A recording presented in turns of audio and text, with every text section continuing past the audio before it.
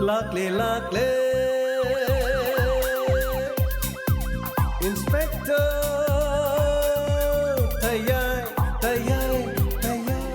Ahan mamaktada Diamond Radio Channel gi Inspector Tayai tabiri basingbu James Saigujamna Taram nok sob galoina nei koknona khurumjari ngasi supudona laksari Inspector Tayai Chamgaga kuntare chubatangka Wari asi aseng thokiba thodokdagi sagatchabani afaba sing loksinbi fataba sing nakanda thambi Nasigi case asi English sing ani kunga mathoigi October da Odisha da thokiba sengba thodok lakro ya yamna nungai ko hadak ki khoi gi case lai tabadagi krino khoi gi sarga hojigi matam gi oibe iso khra da khoi som nong so handak marakti khra ga ta bane krine ano ba case sing matang da sargi khangna na ba aina sum khra ga hangjabadagi mayam de hojil loini yausan bire yam nungai bimo se ya re da santos se ya re da ruhul se ya re da setra se ya re da Krino as bisa nang so yauri ni ko ang mai hai gima tau ta makanoi ai no asar sa aning ro na atai mapu ina batina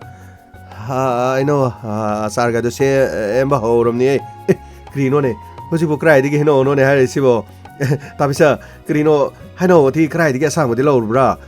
Heno, sangbudo na atai mana ka arai dinu kang dipu orgalai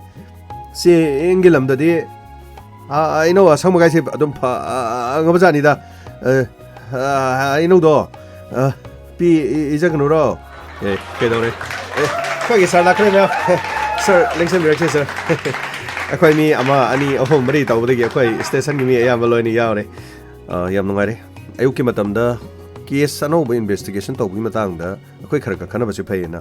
ahamdadi gamai ga sum toromani mamai thangdadi santosh hoi adu lairi me absolutely yobire adu karino pisangna chingda haino phangba khotpa haibadu kamai tobono koi no opina sir ingdagi ai ram yam pro sir da asang ma ai no do adu da sir sir semagi wani da sir asar do aina kha ngai da pi izaganura na ina ai bai wani da sir yare nang no wa nang hamudu ubadane ai taba ngamdre se phare se ai wahige singilam da khoi gi pothok aya maloina phangi ko aduga hari ba pothok sing asi ai khoi gi sing da leiri ba chingmi sing na pothorapani aduga wafam amna hoji hoji si ai khoi gi tongan ba sing de gel homi khunda leita hanba aduga Manipur Land Revenue and Land Reforms Act sing da su sanahallagadi masi kari lakadage haibu wafam du matangda ai khajitang haige aina harisina loina sanagadabani haibadi leite adubu ekoi khangminasi aduga ngasigi case na Odisha da thokiba asengba thodo ma adu madu so ai mayamda dum palake adu matau karamna case lotion ki adu case karamna thoi haibadu su khangminasi asi amna nungai jare sir ahan bada sir sing de yellow mi khundabi matangdo hana haibiyo sir gamai madune hana hairake harisi Hauji si social media da su tongan ba mioi kya ngang ko masina tongan ba wafam am leraga sing da leriba singmi tam da leriba tammi leriba singase matau karamna nungsi na hangadage haiba matamda tongan da sing da chanariba lo haiba matamda chanariba lo haiba ma ani thokna leri masi punamaksi sap manaba aduga sakthungju sap manaba aikoi amatta oina leibagi phibam amada laktragadi aikoi si amadana privilege piba amadana khare hena watpa aduga majority oiba chingdana hena mideng changba aduga majority oidabana namthabagi phibam dala adi kaidonungda pungning da tharum tawduna leragadi amaga nungsina dabagi masigi thawdoksidi loiroi samda harabada Palestine singi lam oiramba mafam Israel na namduna loksilaga khunda leita duna leisin khibadagi achouba irang ama hojik su thoklidana Palestine gi lamni haibasidi makhoi gi leiriba laisang duna saki na haibasi mamangai gi history duna yenga ga hairi amaromda amu madugi landu da kanana chumi kanana lal haiba wafam de loina tose mapangan kalaba Israel Palestine gi lam kanana bhona bada numit khuding gi misi mina mafam adu da thokli Palestine Israel Palestine hatna ba phaba kapa shiba hatpa sunglep lepti masi kayam kuire khoina khabar da tarakliba I paw da taraklis haujik su sunglep lepti ngahak lere Hamas ke maikadigi bom to kapsili ngahak lere asomdagi Israel gi maikadigi kapsili haina baleri ngahak leitana bom thadari khud halli sahi nauribi angang kaya mafam aduda lanfam adudane saruk yaribani ꯃꯁꯤ ꯀꯔꯝꯅ ꯊꯣꯔꯛꯄꯅꯣ ꯍꯥꯏꯕ ꯇꯥꯔꯒꯗꯤ ꯄꯤꯛꯈ꯭ꯔꯕ ꯂꯝꯒꯤ ꯁꯔꯨꯛ ꯈꯔꯗ ꯆꯥꯎꯈꯠ ꯊꯧꯔꯥꯡꯒꯤ ꯊꯕꯛꯁꯨ ꯄꯥꯏꯈꯠꯄ ꯑꯗꯨꯒ ꯃꯤ ꯂꯩꯅꯅꯕ ꯃꯐꯝꯁꯨ ꯁꯦꯝꯒꯠꯄ ꯍꯥꯏꯕꯁꯤꯗ ꯈꯨꯗꯣꯡꯆꯥꯗꯕ ꯃꯥꯌꯣꯛꯅꯔꯛꯄꯅ ꯃꯔꯝ ꯑꯣꯏꯔꯒ ꯂꯝ ꯃꯨꯟꯅꯕꯒꯤ ꯋꯥꯊꯣꯛꯅ ꯂꯥꯛꯈꯤꯕꯅꯤ ꯑꯗꯨꯔꯒꯗꯤ ꯃꯅꯤꯄꯨꯔꯁꯨ ꯁ꯭ꯀ꯭ꯋꯥꯔ ꯀꯤꯂꯣꯃꯤꯇꯔ 12,918ꯅꯦ ꯑꯁꯤ ꯑꯩꯈꯣꯏ ꯃꯅꯤꯄꯨꯔꯗ ꯂꯩꯃꯤꯁꯦ ꯇꯥꯞꯐꯥꯔꯒ ꯃꯅꯤꯄꯨꯔꯒꯤ ꯄꯥꯛ ꯆꯥꯎꯕꯁꯤ ꯀꯌꯥꯅꯣ ꯍꯥꯏꯕꯗ ꯂꯥꯏꯔꯤꯛ ꯂꯥꯏꯁꯨ ꯇꯝꯕ ꯈꯔ ꯅꯠꯇꯅ ꯍꯥꯟꯅ ꯇꯝꯃꯝꯕꯁꯨ ꯑꯗꯨꯝ ꯑꯩꯈꯣꯏꯅ ꯂꯩꯔꯤꯕ ꯂꯝ ꯑꯁꯤ ꯄꯥꯛ ꯆꯥꯎꯕ ꯀꯌꯥꯅꯣ ꯈꯪꯉꯣꯏ ꯀꯕꯣ ꯕꯦꯂꯤ ꯍꯥꯟꯅ ꯑꯩꯈꯣꯏꯒꯤ ꯌꯥꯎꯔꯤꯉꯩ ꯃꯇꯝꯗ ꯑꯩꯈꯣꯏ ꯄꯥꯛ ꯆꯥꯎꯕ ꯀꯌꯥꯅꯣ ꯍꯧꯖꯤꯛꯅ ꯀꯌꯥꯅꯣ ꯌꯦꯡꯉꯨ ꯑꯗꯨꯅ ꯑꯩꯈꯣꯏ ꯃꯅꯤꯄꯨꯔꯒꯤ ꯄꯥꯛ ꯆꯥꯎꯕꯁꯤ ꯁ꯭ꯀ꯭ꯋꯥꯔ ꯀꯤꯂꯣꯃꯤꯇꯔ 12,918ꯅꯦ ꯏꯖꯔꯦꯜꯒꯤ ꯄꯥꯛ ꯆꯥꯎꯕꯁꯦ ꯁ꯭ꯀ꯭ꯋꯥꯔ ꯀꯤꯂꯣꯃꯤꯇꯔ 12,195 ꯈꯛꯇꯅꯦ ꯃꯅꯤꯄꯨꯔꯅ ꯏꯖꯔꯦꯜꯗꯒꯤ ꯆꯥꯎꯕ ꯍꯦꯜꯂꯦ ꯑꯗꯨꯗꯤ ꯏꯖꯔꯦꯜ ꯍꯥꯏꯔꯤꯁꯦ ꯈꯨꯠꯂꯥꯏꯗ ꯍꯧꯖꯤꯛ ꯄ꯭ꯔꯤꯊꯤꯕꯤꯒꯤ ꯃꯐꯝ ꯈꯨꯗꯤꯡꯃꯛꯇ ꯈꯨꯠꯂꯥꯏꯒꯤ ꯂꯝꯖꯦꯟꯗ ꯅꯝꯕꯔ 1 ꯇꯥꯈꯠꯂꯛꯏꯅꯤ ꯏꯟꯗꯤꯌꯥꯃꯛꯅ ꯃꯈꯣꯏꯅ ꯁꯥꯕ ꯉꯝꯗꯕ ꯄꯣꯠꯂꯝ ꯀꯌꯥꯃꯔꯨꯝꯁꯦ ꯏꯖꯔꯦꯜꯗꯒꯤ ꯂꯩꯅꯤ ꯃꯗꯨ ꯈꯛꯇ ꯅꯠꯇꯦ ꯇꯣꯉꯥꯟ ꯇꯣꯉꯥꯟꯕ ꯌꯨꯔꯣꯞꯀꯤ ꯂꯩꯕꯥꯛꯁꯤꯡ ꯏꯖꯔꯦꯜꯅ ꯁꯥꯕ ꯄꯣꯠ ꯀꯌꯥ ꯂꯥꯟꯒꯤ ꯈꯨꯠꯁꯨ ꯈꯨꯠꯂꯥꯏ ꯀꯌా ꯂꯩꯔꯤꯕꯅꯤ ꯂꯩꯄꯥꯛ ꯑꯃ ꯆꯥꯎꯈꯠꯄ ꯑꯃꯗꯤ ꯅꯨꯡꯉꯥꯏꯅ ꯃꯅꯤꯡꯇꯝꯅ ꯄꯥꯟꯕ ꯍꯥꯏꯕꯁꯦ ꯂꯩꯄꯥꯛꯇꯨ ꯆꯥꯎꯕ ꯑꯃꯁꯨꯡ ꯄꯤꯛꯄꯗ ꯀꯔꯤꯃꯠꯇ ꯃꯔꯤ ꯂꯩꯅꯗꯦ ꯁꯤꯡꯒꯥꯄꯨꯔ ꯑꯃꯗꯤ ꯃꯅꯤꯄꯨꯔ ꯌꯦꯡꯉꯣ ꯁꯤꯡꯒꯥꯄꯨꯔꯅ ꯉꯁꯤ ꯁ꯭ꯋꯔꯒꯗꯧꯅ ꯂꯩꯔꯦ ꯃꯅꯤꯄꯨꯔꯅ ꯍꯧꯖꯤꯛ ꯑꯗꯨꯃꯛ ꯑꯩꯈꯣꯏ ꯁꯤꯗ ꯑꯃꯝꯕ ꯀꯣꯝꯗ ꯂꯩꯈꯣꯝ ꯂꯩꯅꯥꯡ ꯃꯔꯛꯇꯅꯤ ꯂꯩꯔꯤꯁꯤ ꯑꯗꯨꯅ ꯂꯩꯕꯥꯛ ꯑꯃꯒꯤ ꯆꯥꯎꯕ ꯄꯤꯛꯄꯗ ꯂꯩꯇꯦꯕ ꯁ꯭ꯀ꯭ꯋꯥꯔ ꯀꯤꯂꯣꯃꯤꯇꯔ ꯁꯨꯞꯅꯇꯒꯤ 19,995 ꯈꯛꯇꯅꯦꯕ ꯏꯖꯔꯦꯜꯅ ꯂꯩꯔꯤꯁꯤ ꯁꯔ ꯑꯗꯨꯗꯤ ꯀꯔꯤꯅꯣ ꯃꯈꯣꯏꯅ ꯄꯥꯏꯔꯤꯕ ꯁꯛꯇꯤ ꯄꯋꯥꯔ ꯃꯌꯥꯝꯁꯤꯒ ꯍꯥꯏꯔꯨꯔꯗꯤ ꯁꯔ ꯃꯈꯣꯏꯗꯤ ꯃꯅꯤꯄꯨꯔꯅ ꯆꯥꯎꯕ ꯍꯦꯜꯂꯦꯀꯣ ꯁꯔ ꯒꯥꯃꯩ ꯑꯗꯨꯅꯤ ꯆꯥꯎꯔꯥꯛꯅ ꯃꯅꯤꯄꯨꯔꯒ ꯑꯗꯨꯝ ꯆꯥꯎꯕ ꯃꯥꯟꯅꯩ ꯍꯥꯏꯕ ꯌꯥꯏ ꯑꯗꯨꯕꯨ ꯃꯅꯤꯄꯨꯔꯒꯤ ꯉꯝꯈꯩꯒꯤ ꯁꯔꯨꯛ ꯑꯁꯤꯗ ꯂꯧ ꯎꯗꯨꯅ ꯐꯧ ꯄꯨꯊꯣꯛꯄ ꯌꯥꯕ ꯂꯧꯐꯝꯒꯤ ꯁꯔꯨꯛ ꯑꯁꯦ ꯂꯝ ꯍꯦꯛꯇꯔ ꯂꯩꯔꯤꯁꯤ 1,1.8 ꯃꯁꯤꯒꯤ ꯃꯅꯨꯡꯗ ꯇꯝꯄꯥꯛꯀꯤ ꯑꯣꯏꯅ ꯂꯝ ꯍꯦꯛꯇꯔ ꯂꯝ ꯂꯩꯔꯤꯕꯁꯦ 1,1.13 ꯌꯥꯎꯏ ꯑꯗꯨꯒ ꯆꯤꯡꯒꯤ ꯂꯧ ꯎꯕ ꯌꯥꯕ ꯃꯐꯝꯅ ꯍꯧꯖꯤꯛ ꯂꯩꯔꯤꯕꯁꯤ ꯍꯦꯛꯇꯔ 38,000ꯅꯤ ꯍꯥꯏꯕꯁꯦ ꯑꯈꯪ ꯍꯩꯅ ꯍꯥꯏꯔꯤꯕꯅꯤ ꯃꯁꯤꯒꯤ ꯃꯊꯛꯇ ꯋꯦꯠꯂꯦꯟ ꯑꯣꯏꯅ ꯂꯩꯔꯤꯕ ꯃꯐꯝꯅ ꯍꯦꯛꯇꯔ 19,019ꯅꯤ ꯃꯁꯤ ꯅꯣꯠ ꯇꯧꯁꯤꯜꯂꯣ ꯉꯥꯡꯁꯥ ꯃꯁꯤ ꯄꯨꯝꯅꯃꯛꯁꯦ ꯑꯩꯈꯣꯏ ꯈꯪꯗꯕ ꯌꯥꯗꯕꯅꯤ ꯑꯩꯈꯣꯏ ꯃꯅꯤꯄꯨꯔꯗ ꯂꯩꯔꯒ ꯑꯩꯈꯣꯏ ꯋꯦꯠꯂꯦꯟꯅ ꯀꯌꯥꯅꯣ ꯂꯧ ꯎꯕ ꯌꯥꯕ ꯃꯐꯝꯅ ꯀꯌꯥꯅꯣ ꯎꯕ ꯌꯥꯗꯕꯅ ꯀꯌꯥꯅꯣ ꯆꯤꯡꯗꯅ ꯀꯌꯥꯅꯣ ꯇꯝꯗꯅ ꯀꯌꯥꯅꯣ ꯃꯌꯥꯝꯅꯗꯤ ꯄꯉꯥꯡꯗ ꯉꯥꯡꯅꯩ ꯄꯪꯍꯥꯏꯗ ꯍꯥꯏꯅꯩ ꯑꯁꯦꯡꯕ ꯋꯥꯐꯝꯁꯤꯡꯗꯤ ꯃꯌꯥꯝ ꯈꯪꯉꯒ ꯍꯥꯏꯕꯁꯨ ꯌꯥꯎꯏ ꯈꯪꯗꯅ ꯍꯥꯏꯕꯁꯨ ꯌꯥꯎꯏ ꯇꯧꯕꯗꯤ ꯑꯩꯈꯣꯏ ꯍꯧꯖꯤꯛꯁꯦ ꯆꯤꯡꯗ ꯂꯩꯕꯁꯨ ꯇꯝꯗ ꯂꯩꯕꯁꯨ ꯈꯪꯗꯕ ꯌꯥꯗꯕ ꯑꯃꯈꯛ ꯂꯥꯛꯑꯦ ꯑꯗꯨꯔꯒꯗꯤ ꯋꯦꯠꯂꯦꯟ ꯍꯥꯏꯕꯁꯦ ꯏꯁꯤꯡ ꯊꯨꯝꯖꯤꯜꯂꯒ ꯂꯩꯕ ꯂꯧ ꯆꯥꯕ ꯐꯪꯗꯕ ꯃꯐꯝ ꯑꯗꯨꯅꯦ ꯑꯗꯨꯔꯒꯗꯤ ꯆꯤꯟꯖꯥꯛꯇ ꯃꯤꯄꯥꯜ ꯇꯥꯡꯗꯕ ꯁ꯭ꯇꯦꯠ ꯑꯃ ꯑꯣꯏꯍꯟꯅꯕꯒꯤ ꯄꯥꯟꯗꯝꯗ ꯁ꯭ꯇꯦꯠꯀꯤ ꯂꯧꯎ ꯁꯤꯡꯎꯒꯤ ꯂꯣꯏꯁꯪꯗ ꯂꯧꯔꯣꯛ ꯑꯅꯤꯔꯛ ꯆꯥꯕ ꯌꯥꯅꯅꯕꯒꯤ ꯄꯥꯟꯗꯝꯗ ꯑꯍꯥꯟꯕ ꯂꯧꯔꯣꯛꯀꯤ ꯂꯧ ꯄꯥꯟꯅꯔꯤꯕꯁꯦ ꯍꯦꯛꯇꯔ 50,000 ꯈꯛꯇꯅꯦ ꯍꯥꯏꯔꯤꯕ ꯂꯧ ꯎꯅꯔꯤꯕ ꯂꯧꯐꯝꯁꯤꯡ ꯍꯥꯏꯅ ꯁ꯭ꯇꯦꯠꯀꯤ ꯑꯦꯒ꯭ꯔꯤꯀꯜꯆꯔ ꯗꯤꯄꯥꯔꯠꯃꯦꯟꯠꯅ ꯄꯤꯔꯤꯕ ꯑꯦꯔꯤꯌꯥ ꯃꯁꯤꯡ ꯑꯁꯤ ꯉꯁꯤꯗꯒꯤ ꯆꯍꯤ 30ꯒꯤ ꯃꯃꯥꯡꯗ ꯂꯩꯔꯝꯕ ꯐꯤꯒꯔ ꯑꯗꯨꯈꯛꯇꯅꯤ ꯍꯧꯖꯤꯛꯇꯤ ꯂꯧꯐꯝ ꯑꯌꯥꯝꯕ ꯂꯣꯏꯅ ꯃꯥꯡꯈ꯭ꯔꯦ ꯃꯤ ꯈꯨꯟꯗꯥ ꯁꯤꯜꯂꯛꯄ ꯌꯦꯡꯉꯨ ꯂꯝꯕꯤ ꯃꯄꯥꯟꯗ ꯍꯧꯖꯤꯛ ꯁꯥꯖꯜꯂꯤꯕ ꯗꯨꯀꯥꯟ ꯁꯥꯔꯛꯏꯕ ꯃꯥꯒꯤ ꯃꯌꯨꯝ ꯁꯥꯒꯠꯅꯔꯤ ꯃꯌꯥꯝꯁꯤꯡ ꯍꯤꯡꯅꯕꯒꯤ ꯂꯝꯕꯤ ꯊꯤꯕꯗ ꯂꯧꯎ ꯁꯤꯡꯎꯕ ꯅꯠꯇꯕ ꯑꯇꯣꯞꯄ ꯁꯤꯟꯐꯝꯅ ꯍꯦꯟꯅ ꯐꯩ ꯍꯥꯏꯅ ꯂꯧꯕꯗꯒꯤ ꯂꯧꯐꯝꯁꯤꯡ ꯑꯗꯨ ꯃꯥꯡꯈꯤꯕꯅ ꯂꯧ ꯎꯕ ꯌꯥꯕ ꯂꯧꯐꯝ ꯀꯌꯥ ꯇꯪꯈꯥꯏ ꯑꯃꯔꯣꯝꯗꯤ ꯍꯧꯖꯤꯛꯁꯦ ꯃꯥꯡꯂꯝꯂꯒꯅꯤ ꯍꯥꯏꯅ ꯄꯟꯕ ꯌꯥꯏ ꯂꯝꯕꯤ ꯆꯠꯄꯗ ꯑꯗꯨꯝ ꯈꯪꯉꯝꯃꯅꯤ ꯍꯥꯏꯋꯦ ꯏꯍꯥꯡ ꯍꯥꯡꯉꯒ ꯃꯇꯥꯏ ꯃꯇꯥꯏꯗ ꯂꯩꯕꯗꯨ ꯒꯥꯡꯃꯩ ꯍꯧꯖꯤꯛꯇꯤ ꯑꯆꯨꯝꯕꯅꯤ ꯁꯔ ꯍꯧꯖꯤꯛꯇꯤ ꯌꯨꯝ ꯀꯔꯤꯅꯣ ꯄꯪꯁꯥꯗ ꯁꯥꯕꯒꯤ ꯗꯨꯀꯥꯟ ꯁꯥꯕꯒꯤ ꯑꯗꯒꯤ ꯒꯦꯔꯦꯖ ꯁꯥꯕꯒꯤ ꯒꯥꯔꯤꯒꯤ ꯋꯥꯛꯁꯣꯞꯀꯤ ꯀꯔꯥꯒꯤ ꯄꯪꯁꯥꯗ ꯁꯥꯔꯦꯅꯦ ꯁꯔ ꯃꯐꯝ ꯑꯗꯨꯗ ꯌꯨꯝ ꯁꯥꯕ ꯌꯥꯗꯦ ꯍꯥꯏꯕꯗꯤ ꯑꯗꯨꯝ ꯍꯥꯏ ꯑꯗꯨꯕꯨ ꯀꯅꯥꯅ ꯊꯤꯡꯏ ꯁꯔꯀꯥꯔꯒꯤ ꯃꯥꯏꯀꯩꯗ ꯊꯤꯡꯕ ꯂꯩꯔꯒꯁꯨ ꯑꯗꯨꯃꯛ ꯁꯥꯔꯤꯗꯅ ꯍꯥꯏꯔꯤꯕ ꯂꯧꯐꯝꯁꯤꯡ ꯑꯁꯤ ꯑꯁꯨꯝ ꯃꯥꯡꯈ꯭ꯔꯒꯗꯤ ꯉꯁꯤꯗꯒꯤ ꯆꯍꯤ 10ꯒꯤ ꯃꯇꯨꯡꯗ ꯂꯥꯛꯀꯗꯧꯔꯤꯕ ꯃꯤꯔꯣꯜꯅ ꯃꯅꯤꯄꯨꯔꯒꯤ ꯂꯧꯐꯝꯗꯒꯤ ꯊꯣꯔꯛꯄ ꯄꯣꯠꯊꯣꯛꯅ ꯆꯥꯕꯗ ꯀꯔꯤꯃꯠꯇ ꯀꯣꯟꯅꯔꯣꯏ ꯍꯧꯖꯤꯛ ꯂꯩꯔꯤꯕꯁꯦ ꯀꯣꯟꯅꯗꯗꯅ ꯃꯄꯥꯟꯗꯒꯤ ꯇꯥꯡꯉꯒꯅꯤ ꯑꯗꯨꯅ ꯌꯥꯝꯅ ꯂꯨꯔꯤꯕ ꯋꯥꯐꯝꯁꯦ ꯑꯩꯈꯣꯏ ꯃꯐꯝꯁꯤ ꯂꯩꯔꯤꯕ ꯃꯤꯌꯥꯝ ꯄꯨꯝꯅꯃꯛꯅ ꯆꯥꯔꯤ ꯊꯛꯏꯁꯤꯡꯁꯦ ꯃꯄꯥꯟꯗꯒꯤ ꯃꯤꯒꯤ ꯃꯤꯈꯥ ꯄꯣꯜꯂꯒ ꯆꯥꯔꯤꯕꯅꯤ ꯃꯄꯥꯟ ꯇꯥꯡꯉꯒ ꯆꯥꯔꯤꯕꯅꯤ ꯍꯥꯏꯕꯁꯦ ꯑꯩꯈꯣꯏ ꯃꯤꯄꯨꯝ ꯈꯨꯗꯤꯡꯃꯛꯅ ꯅꯣꯡꯃꯒꯤ ꯇꯤꯟ ꯌꯣꯠꯊꯔꯒ ꯑꯃꯨꯛ ꯈꯟꯕ ꯇꯉꯥꯏꯐꯗꯕ ꯂꯩ ꯑꯗꯨꯅꯗꯤ ꯑꯩꯈꯣꯏ ꯀꯩꯗꯧꯕ ꯇꯥꯏ ꯃꯤꯈꯥ ꯄꯣꯜꯂꯒ ꯑꯗꯨꯃꯛ ꯑꯩꯈꯣꯏꯒꯤ ꯂꯩꯕꯥꯛꯁꯤ ꯂꯩꯍꯧꯕ ꯇꯥꯕꯅꯤ ꯃꯁꯤ ꯈꯟꯅꯕꯒꯤ ꯃꯇꯝꯁꯤ ꯌꯧꯔꯕꯅꯤ ꯑꯗꯨꯒ ꯌꯦꯡꯉꯨ ꯃꯅꯤꯄꯨꯔꯒꯤ ꯃꯤꯁꯤꯡ ꯑꯁꯤ ꯅꯣꯡꯃꯒꯤ ꯑꯁꯨꯝ ꯍꯦꯟꯒꯠꯂꯦ ꯁꯤꯕꯒꯤ ꯆꯥꯡꯅ ꯇꯞꯅ ꯍꯟꯊꯔꯦ ꯃꯔꯝ ꯑꯁꯤꯅ ꯃꯤꯌꯥꯝꯅ ꯌꯨꯝꯂꯤꯡ ꯀꯩꯂꯤꯡꯗꯨꯅ ꯂꯩꯅꯅꯕ ꯂꯝ ꯀꯌꯥꯃꯔꯨꯝ ꯃꯊꯧ ꯇꯥꯔꯛꯏ ꯂꯝ ꯃꯊꯧ ꯇꯥꯔꯛꯏꯕꯅꯤꯅ ꯑꯩꯈꯣꯏ ꯏꯖꯔꯦꯜꯒꯤ ꯃꯇꯧ ꯂꯧꯔꯒ ꯌꯨꯝꯊꯪꯅꯔꯤꯕ ꯁ꯭ꯇꯦꯠꯁꯤꯡ ꯅꯠꯇ꯭ꯔꯒ ꯂꯩꯕꯥꯛꯇꯒꯤ ꯂꯝ ꯈꯣꯞꯆꯤꯟꯕ ꯍꯥꯏꯕꯗꯨꯗꯤ ꯀꯩꯗꯧꯉꯩꯗꯤ ꯌꯥꯔꯣꯏꯗꯅ ꯃꯔꯝꯗꯤ ꯑꯩꯈꯣꯏꯅ ꯀꯅꯥꯒꯤ ꯂꯝ ꯈꯣꯠꯆꯜꯂꯨꯒꯗꯣꯔꯤꯒꯦ ꯂꯝ ꯃꯆꯦꯠ ꯑꯃ ꯈꯣꯠꯆꯜꯂꯨꯕ ꯇꯥꯔꯗꯤ ꯈꯟꯅꯕ ꯇꯥꯕꯅꯤ ꯏꯔꯥꯡ ꯊꯣꯛꯄ ꯇꯥꯕꯅꯤ ꯃꯔꯝ ꯑꯗꯨꯅ ꯂꯩꯐꯝ ꯁꯦꯝꯅꯅꯕꯒꯤꯗꯃꯛꯇ ꯑꯩꯈꯣꯏꯒꯤ ꯍꯧꯖꯤꯛ ꯂꯩꯖꯔꯤꯕ ꯂꯧꯐꯝꯁꯤꯡ ꯑꯁꯦ ꯇꯞꯅ ꯈꯨꯟꯗꯥꯅꯅꯕ ꯏꯪꯈꯣꯜ ꯂꯧꯐꯝ ꯑꯣꯟꯊꯣꯔꯛꯄ ꯍꯥꯏꯕꯁꯤ ꯃꯁꯥꯅ ꯇꯥꯕꯅꯤ ꯐꯅ ꯀꯟꯕ ꯂꯣ ꯑꯃ ꯁꯦꯝꯃꯒꯁꯨ ꯂꯧꯐꯝ ꯃꯥꯡꯍꯟꯕ ꯊꯤꯡꯒꯅꯤ ꯍꯥꯏꯗꯨꯅ ꯃꯗꯣ ꯁꯔꯀꯥꯔꯅ ꯍꯣꯠꯅꯕ ꯂꯩꯔꯁꯨ ꯀꯔꯤꯝꯇ ꯀꯥꯟꯅꯗꯦꯗꯅ ꯊꯤꯡꯕ ꯉꯝꯗꯦ ꯀꯝꯗꯧꯅ ꯑꯩꯈꯣꯏꯅ ꯂꯧꯐꯝ ꯃꯥꯡꯍꯟꯗꯅ ꯊꯝꯒꯗꯒꯦ ꯍꯥꯏꯕ ꯑꯗꯨꯒ ꯑꯩꯈꯣꯏꯒꯤ ꯂꯩꯔꯤꯕ ꯂꯧꯐꯝ ꯀꯟꯅꯅꯕ ꯂꯧꯁꯤꯡ ꯑꯃꯗꯤ ꯃꯌꯥꯛ ꯌꯥꯎꯅ ꯃꯊꯧ ꯇꯧꯍꯟꯒꯦ ꯍꯥꯏꯔꯕꯗꯤ ꯃꯥꯏ ꯄꯥꯛꯍꯟꯒꯦ ꯍꯥꯏꯕ ꯇꯥꯔꯒꯗꯤ ꯃꯤꯔꯣꯜ ꯑꯁꯤꯅ ꯆꯤꯡꯒꯤ ꯂꯝꯁꯤꯡꯗ ꯈꯨꯟꯗꯥ ꯂꯩꯇꯥꯅꯅꯕ ꯃꯐꯝ ꯁꯦꯝꯒꯠꯄ ꯅꯠꯇꯅ ꯄꯥꯝꯕꯩ ꯑꯃꯠꯇ ꯂꯩꯔꯣꯏ ꯍꯥꯏꯕ ꯌꯥꯏ ꯃꯁꯤ ꯑꯈꯪ ꯑꯍꯩ ꯀꯌꯥꯅ ꯄꯤꯕ ꯃꯣꯠꯁꯤꯡ ꯃꯅꯤꯄꯨꯔꯒꯤ ꯆꯤꯡꯒꯤ ꯂꯝꯁꯤꯡ ꯑꯁꯤ ꯁ꯭ꯇꯦꯠ ꯑꯁꯤꯒꯤ ꯌꯦꯜꯍꯧ ꯐꯨꯔꯨꯞꯁꯤꯡꯒꯤ ꯑꯣꯏꯔꯤꯕ ꯆꯤꯡꯃꯤꯁꯤꯡꯅ ꯈꯨꯟꯗꯥꯗꯨꯅ ꯂꯩꯔꯤ ꯐꯨꯔꯨꯞꯁꯤꯡ ꯑꯁꯤ ꯃꯨꯠꯈꯤꯗꯅꯕ ꯑꯃꯁꯨꯡ ꯃꯈꯣꯏꯕꯨ ꯅꯤꯡꯊꯤꯖꯅ ꯃꯄꯥꯡꯒꯜ ꯀꯜꯍꯟꯗꯨꯅ ꯂꯩꯍꯟꯅꯕꯒꯤꯗꯃꯛ ꯃꯅꯤꯄꯨꯔ ꯂꯦꯟ ꯔꯦꯚꯤꯅ꯭ꯌꯨ ꯑꯦꯟ ꯂꯦꯟ ꯔꯤꯐꯣꯔꯝꯁ ꯑꯦꯛ 1960 ꯍꯥꯏꯗꯅ ꯃꯅꯤꯄꯨꯔ ꯁꯤꯟꯕ ꯊꯨꯡꯅ ꯆꯠꯅꯍꯟꯕ ꯅꯠꯇꯅ ꯄꯥꯝꯕꯩ ꯑꯁꯦ ꯑꯇꯣꯞꯄ ꯂꯩꯇꯦ ꯍꯥꯏꯕꯁꯦ ꯍꯥꯏꯅꯔꯛꯂꯤ ꯍꯧꯖꯤꯛꯇꯤ ꯑꯦꯛ ꯑꯁꯤ ꯆꯤꯡꯒꯤ ꯂꯝ ꯑꯌꯥꯝꯕꯗ ꯀꯔꯤꯃꯠꯇ ꯆꯠꯅꯗꯦ ꯃꯁꯤ ꯁꯨꯞꯅꯇꯒꯤ ꯇꯝꯄꯥꯛꯇ ꯈꯛ ꯆꯠꯅꯩ ꯃꯁꯤꯒꯤꯁꯨ ꯃꯊꯛꯇ ꯆꯤꯡꯒꯤ ꯂꯝꯁꯤꯡꯗ ꯌꯦꯜꯍꯧꯃꯤ ꯑꯣꯏꯅ ꯍꯧꯃꯤꯟ ꯀꯥꯃꯤꯟꯅꯔꯛꯂꯤꯕ ꯃꯐꯝ ꯑꯁꯤꯗ ꯂꯩꯔꯤꯕ ꯃꯩꯇꯩꯁꯤꯡ ꯐꯥꯎꯕꯗ ꯃꯐꯝ ꯑꯗꯨꯗ ꯈꯨꯟꯗꯥꯕ ꯌꯥꯗꯦ ꯑꯗꯨꯒ ꯄꯤꯛꯈ꯭ꯔꯕ ꯇꯝꯄꯥꯛꯀꯤ ꯁꯔꯨꯛ ꯈꯔꯁꯤꯗ ꯆꯤꯡꯃꯤꯁꯤꯡꯁꯨ ꯏꯟꯗꯤꯌꯥꯒꯤ ꯑꯇꯩ ꯁ꯭ꯇꯦꯠꯁꯤꯡꯗꯒꯤ ꯂꯥꯛꯄ ꯃꯤꯌꯥꯝꯁꯨ ꯂꯝ ꯂꯩꯗꯨꯅ ꯈꯨꯟꯗꯥꯕꯗꯤ ꯃꯐꯝ ꯑꯁꯤꯗ ꯌꯥꯍꯜꯂꯤ ꯍꯥꯏꯕꯗꯤ ꯑꯩꯈꯣꯏꯒꯤ ꯂꯩꯔꯤꯕ ꯇꯝꯗꯗꯤ ꯆꯤꯡꯃꯤꯁꯤꯡꯅ ꯂꯝ ꯂꯩꯔꯒ ꯂꯩꯍꯟꯕ ꯌꯥꯍꯜꯂꯤ ꯃꯤꯌꯥꯟꯆꯥꯁꯤꯡꯅ ꯂꯝ ꯂꯩꯔꯤ ꯏꯝꯐꯥꯜꯒꯤ ꯃꯐꯝ ꯑꯌꯥꯝꯕ ꯃꯤꯌꯥꯝꯅ ꯍꯦꯟꯅ ꯈꯪꯅꯔꯦ ꯃꯤꯌꯥꯟꯆꯥꯁꯤꯡꯅ ꯑꯌꯥꯝꯕ ꯂꯣꯏꯅ ꯂꯩꯈ꯭ꯔꯕ ꯉꯥꯛꯇꯅꯤ ꯇꯦꯂꯤꯄꯇꯤꯗ ꯀꯝꯗꯧꯔꯤ ꯊꯥꯡꯃꯩꯕꯟꯗ ꯀꯝꯗꯧꯔꯤ ꯄꯥꯎꯅꯥ ꯕꯖꯥꯔꯒꯤ ꯃꯐꯝ ꯑꯌꯥꯝꯕꯗ ꯀꯝꯗꯧꯔꯤ ꯑꯗꯨꯒ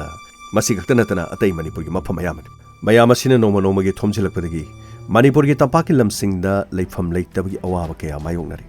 ꯃꯔꯝ ꯑꯗꯨꯅ ꯃꯅꯤꯄꯨꯔꯒꯤ ꯃꯤꯌꯥꯝꯅ ꯈꯨꯟꯗꯥ ꯂꯩꯇꯥꯍꯟꯅꯕꯒꯤꯗꯃꯛ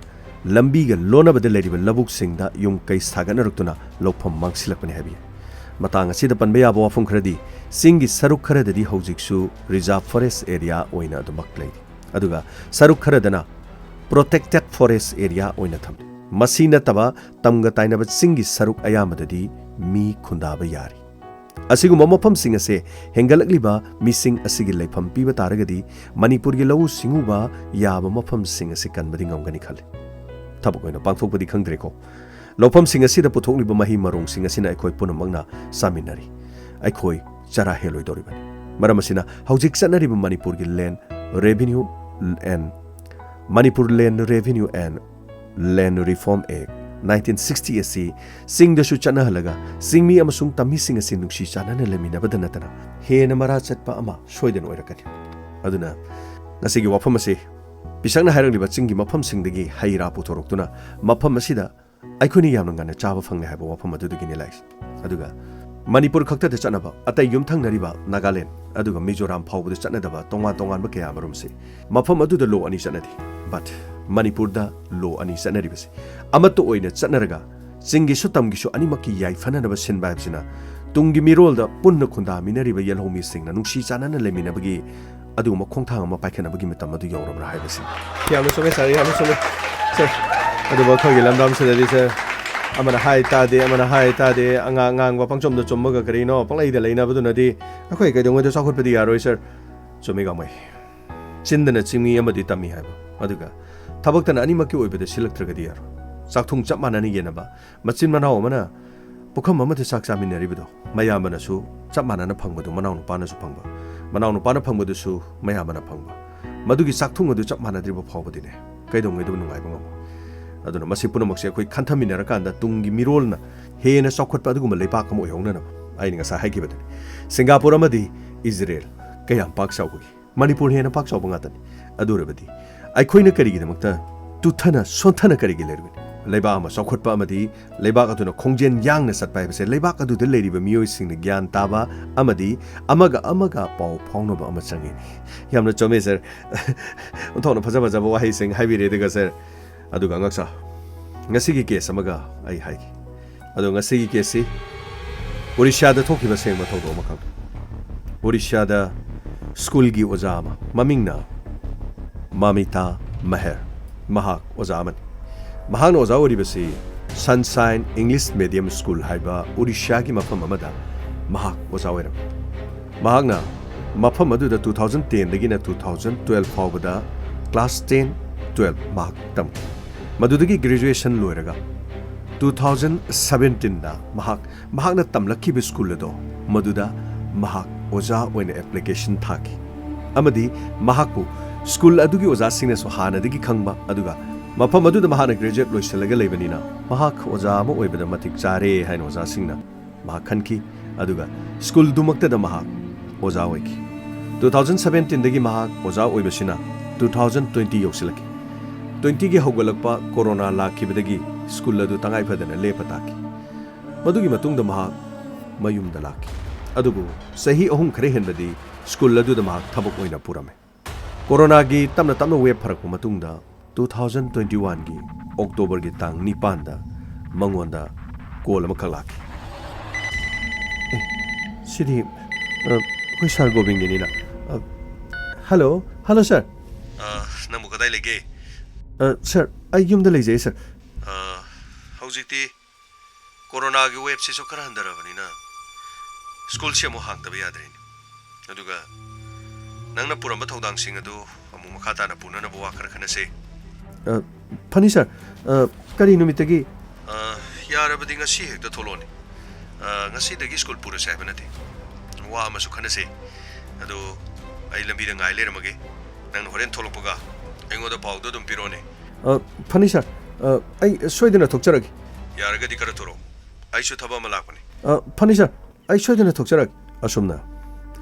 Gobind Sahu haribasina mamitabu kaukiram amadi mahak yumda mama mapada makoigi school gi founder na kawi mahak satabiyadi wafam asi hairamlaga mahak thoraki adubu numit aduda mayumdagi thokibadagi mamita amona yumda halakidi krino sir adudi makoigi kari founder duna mabu kraida mu thambajano sir gamai mama mapana Gobind Sahu hariba school gi founder aduda machanupi halaktre haduna mafam aduda satuna complaint tawki matam aduda karino haisibo madi aiga wari sanaba loiraga madi adum lehorabani atopa mamanabi sing koiba khotpa chatpa natraga ma su lesabini na chenba chongba sir adugi wafam natre sir mana nga sa heramadadi sir na kawi school amana hangbagi aduga madugi matang do wari watai sanagadabani haidana aikhoida mana sumaina haibiramani chumis babung maga aiga unai aduga school gi amana hangbagi matangda maga ai wari san mahakti school asigi oja oibada natana warden gi phamju mana paidani school gi yamna chawba daita ma sumahan oibani na maga wari sanadaba yadaba aduga ngasi dagi numit kharani gi matungda amukhana school hangadorobani na mahak school da leina ba tawro aduga khoina pangthokadaba thabak thorom kharagi maga wari tanaramani adubu madi aiga wari sanaba loraga mafam du dum lehori ai de dum lai karino mano ji yumda halakte harisibu kadai do ide sali januma sir ekoshu hangba yaba hangi hojikti magi phone da su switch off laikraba aduga kadai de salino haibase khoi khangdra thingjalak pasida sumlak tabadu de sargi marakta haipita chalaga hangusirana ekhoi lakjari ben kaisu kaibe leite de pawmo dugidi aisu kana kana no ate ate oja singi yumdaga lakpra idu ai paw logjoge aduga tangai phadaba sing doi haijarki funny adudi aikoi police the wafam asibu complain kaisu kai dina complain to boye police the complain to gesu to biro police na su karai de lege du thina na ba adu aisu ate ate kana kana da haibadi school gi oja sing leru sing siga paw phono ki belebra la ambra obra haibadu aisu hangjagi aduga paw lerga de ai soidena dum haijarki funny sir adudi aikoi amuk thokcharuki sir adudi krino ma amona halaktrabra sir mahak amokhane yumda halaktrega mai mama mapana police station da chatki machanupi gi photo piki aduga mahak yumdagi Gobind Sahu hariba school asigi founder na kauraga thokibadagi halaktre haram maramasina police na wafam adu tar matungda Gobind Sahu di adudi nakhoi mahaka unarur bro sir mahaka unazaruri mana haibada mahaka thingnei mahaka wari sanai mahana kaubani adubu wari sanaba loiraga mahak thabak ama lei haraga mafam adu de lehori haina haraki Gobind Sahu haidugi number do khode pibiro aduga adongi chanu pigi photo mahaki phone number sir sida lejari sir aduga adongi chanu pi se topa nungsina ba khangna chana ba maruma pangsing haibadi leisabini na chen ba chongba sir adugumba karigumba amata leiti leirabadi khude soidan hairakani aduga sir phone switch off tawrisibu adumaina chen chongba tawrabadi phone de hangpam thoina sir thengjelak le sir hojikti am ngalinge de thokibani ucik numidangi pung taret nipan tarabani na sir waro bibiyadi pung kun mari gi matung da koi case packet kan aduga pung kun mari sigi manungda kariguma yumdai sanu pi halagadi akhoi da hale e haidana power su pibiu natraga CCA je basam bi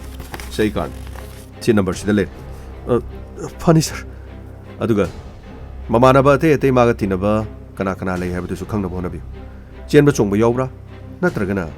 patanung da ba thokpor ba so khon investigation tawda nungai na ba number maru mapang sing le de khoi da su khara pe biro funny sir adudi ekhoi amuk thoksaru ki funny sir adudi nupi masa do krino magi khungul de tum liba fang kitar brother gamai ma ki khungul liba fang kiti asumna nongma nini humni numit kharani hokira mama mapa police station da satki police ki kanguna su makoi thiri makoi pau phangbaga hairake haiduna tumina leki sir adudi krino ma halaktradi soiduna sirmani ko sir as krino ne adudi makoi gi founder duna kokthoga sir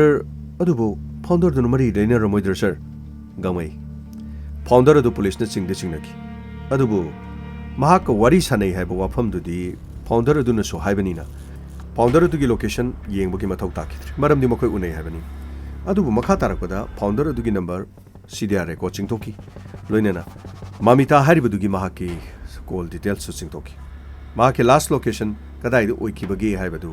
lambi amada last location oiki haibadi school ge founder Gobind Sahuga mamita ga thengnari ba mafam adu da last location oiki thi madu da ki khara chalaga oiki masina police na ngak pasu khara phauki mahak matau karamna lambi de gi phone adu switch off oiki ban adubu case asigi matang da langla langjil leitabna police na kariguma mata tawbungam asumna nongma hoki nini hoki numit khara hoksin kiram construction site ama haibadi college ki sengot sagat kadaba mafam amagi JCB na leibak kothok pa hoki leibak kothok pa horokpada miyoi bagi asiba haksa aduga masa tangkhai me hena chaba hakchang ama leire haiduna police ta paw piraki amadi mafam aduda police ki team adu satkiram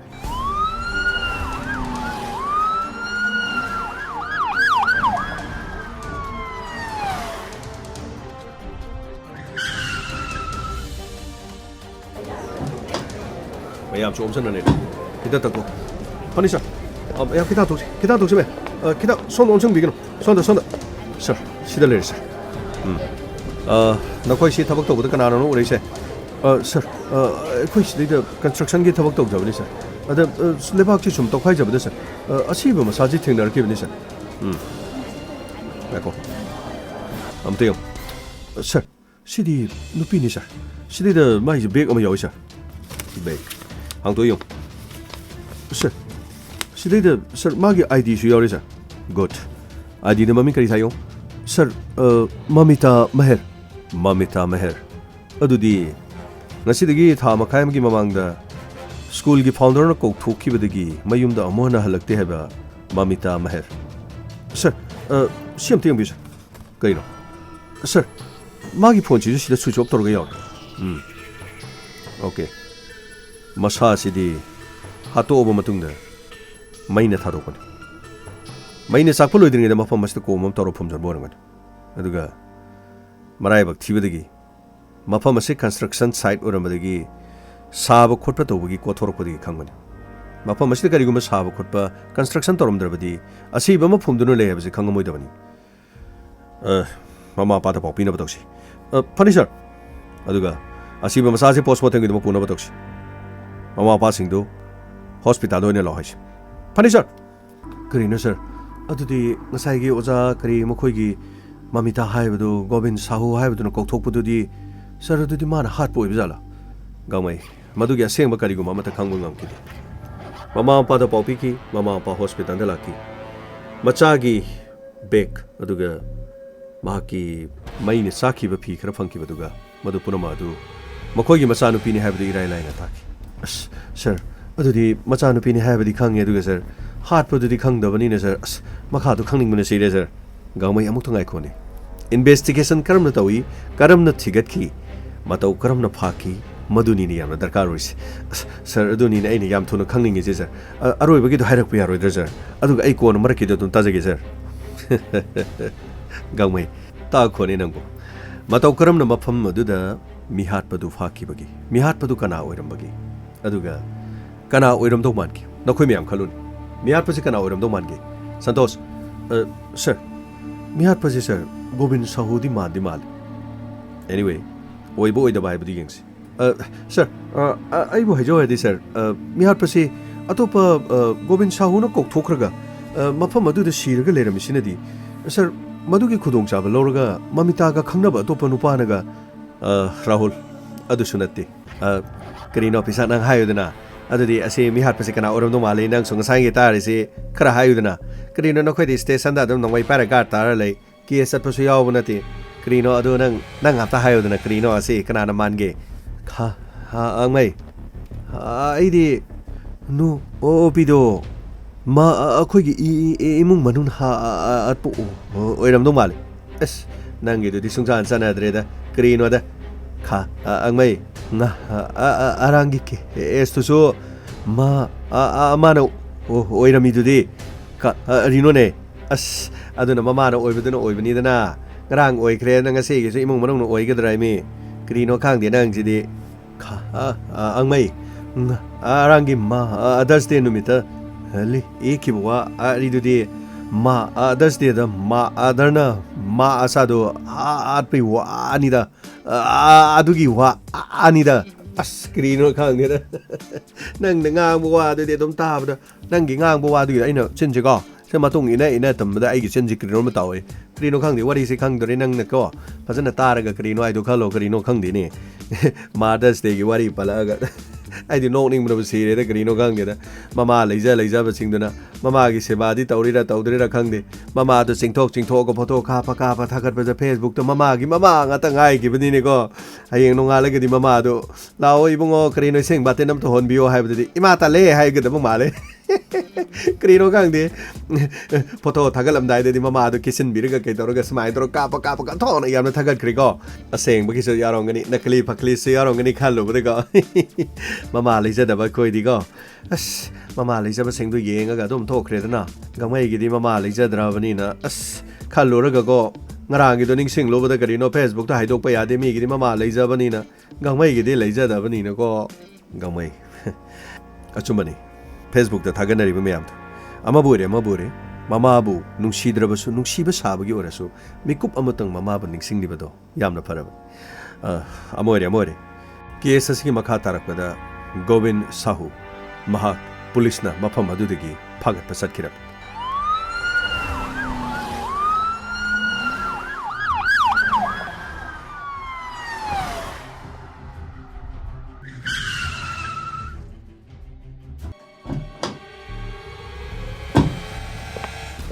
Senggalo, thong tilo. Pani sir. Thong am tang tu pio. Akoi police ni. Kari. Kari matang oi birabna. Som. Adongi stop oriba. Mamita me herge mihat ke dama adom da wahang phang to godab. Station da chach. Gari ta khat. Kari no habiri shu. ID school gi founder ni. Mahak te ai gi stam. Aduga aina mahak po hale habigi evidence. Adongi evidence haiba akhoi de karisu leiti adubu chingnabadi ko hong phang ador gari de kakapi kari no to bisibo kakapi aina haisam to tabi ai ukil ai pujarki ai shoidana ukil ga ai shoidana lakchaki ukil ga lakper chasi adom de chingnabu wafang khara lebigi kakalo gari de kakalo kari no nei de torsi kari no ai gi miyam na lebizani na khoi de torsi yamna fataba thamani ko kakalo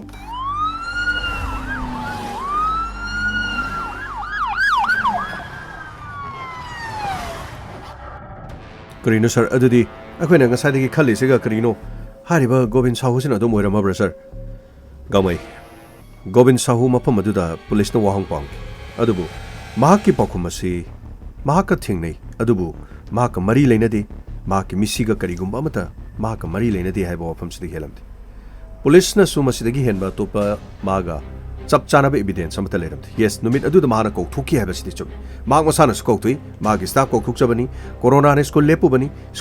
matung dagi mahak ko thukchabani haiba wafam se masi yama kana hairam adubu mahak police ki custody de leki adubu chap chaba mangoda maran pisiningai oiba wafam di leramdi mahak pulisna khara phajin punchilaga wahang pahanglaga aseng khara haidorokadra haiduna pulisna yamna kan honaki adubu mahak pulis ki custody manungda legi pulisna makha taba investigation chathagadabasu asiba masadi fangi adubu postmortem report sumata madu lamtri matau karamna hatpano matau karamna mahak mai thabano kanana mai tharibano haibasigi matangsi kariguma mata khangba ngamkiti asumna pulisna investigation chatharingai cherak asida Govind Sahu hariba miyoisi police station dagi nanthokhiram Kurino ne sir police station dagi nanthokhe habadi police station do yamna chawba Odisha gi mafam amani aduga mafam adu da thabak toribadu investigation toriba kangu udana investigation toba chatkringai station adugi lockup ta mahak leiringai da lockup manung dagi Govind Sahu nanthokhiram sir adudi case asidi mana dum chathabo oigine habadi mana nanthokpudur mara leibagi oiroidra sir adubu mahana nanthokibadu mahak maral sunglei leite aduga maral leitera mahak pu phajinduna thammi haiba wafam ase mathak thongba rajniti gi miyoi kya ithil sankira masina maram oraga Govind Sahu lotlaga leki amadi police ki investigation da rajniti gi miyoi kya marum yokselakira maral leiba mi de pharaga dandi pinera phono aduga maral leitaba mi phagano haina rajniti wala sing hairaki sir adudi karigino rajniti wala sing namuk yokselai dudi ma di sakti power yamna leiba jani ne sir gamai Govind Sahu gi maramda police na investigation ama yamna kana satharaki maduda khangki madudi 2007 da mahaksi norman oina lau singurga leiramba mi amani haibasi 2007 gi hek matung sidagi di mahak school lama linkhale school simai palaki 2007 dagi 8 9 10 asumna mahaki school silinkhalakpa matung dagi school aduda mahiroi oiribi Mamita Meher mafam aduda mahak tamam class 9 10 12 tamba loira matungda mahak graduation phawba tamki 2017 dagi Mamita Meher hariba nupi asi school aduda oja oiraki akupa maronsi police na khangba ngamlaki adubu mafam aduda oja oiduna lakhibi Mamita Meher karigi damakta Govind Sahu na kauthoga hat ka doribano haibe angle si yengba horaki adubu Govind Sahu mahakna hariba case asida mahak mara leite haiduna dum haiki police na su chap chaba evidence puthokpadi ngamkiti aduna custody manungda leiringai manungda mangonda torture tawi mangonda yamna thina phui aduna mahak mari leine daba case ta mahapu phajin mani maram asina ai mafam adudagi chen mani haiba wafam si hairaga rajniti gi miyoi kaya marumna mado police ta chaitheng piba horaki masina maram orga police ki investigation di leptana sathaki fangliba mafam haibadi construction site amada asi boina phangki mafam du Govind Sahu gi mafam amadi nati adubu mafam adu da kanana karigi de mamai thariba aduga ma ko haliba mi adu tasenama Govind Sahu ra aduga Govind Sahu na karigi de ma custody digi cheliba masigi matang da police na investigation leptana da maksathaki adudi nakoi khalo ngasigi di matang sida lois hayeng amuk soidena makha sathasi mihat asida Govind Sahu na oigadra oirodra oiragana kari maramgi oigadoribano oiroidobu organa karigi da maktana aduga nakoina khanbada nungaina naba Govind Sahu police station aduda sen kibagi damak makok thongba police officer na mafam aduda duty taba police ahum suspend tawki nakoi muna khalo case asigi investigation ngasido aduga hayeng amuk wari si makha ai taki as krino sir makha hairo redor sir makha do haidri tumba yar roida sir hat padi soidana Govind Sahu na hat padi oigani adu bukri gi halino aduga mana hat po oirigadi imung manung dudagi mana kauthorokpa matamda karigi mana kawi haiba wafam si hana ifong pong hairamno mana hat kadaba oradi karino mana wafam si lusindana thambasu yaina as karino amadi laire tumbadi yadaw mandre as mayam su khaloro ko as karino khangde as hayeng ya honing mana khang ngamdre ta orisi as gangmai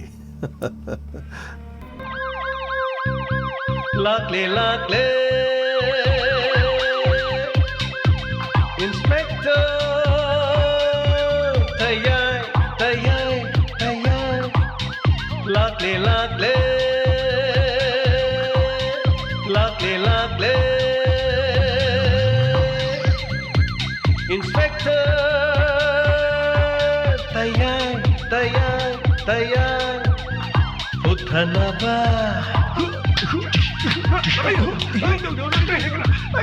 Kanbinaba. Thank you, sir. Welcome. Uthanaba. Kanbinaba. Inspector Tayai, Tayai.